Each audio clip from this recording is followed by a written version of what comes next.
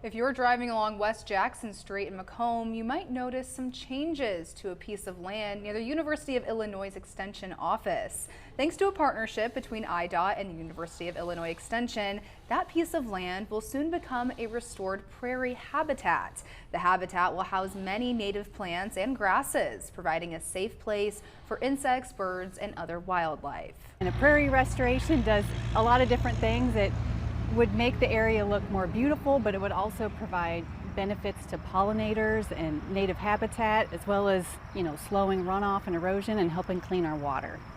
Heath says IDOT has begun mowing the property. In November, native seeds will be planted, and by next summer, Heath says you should begin seeing some of the plants bloom.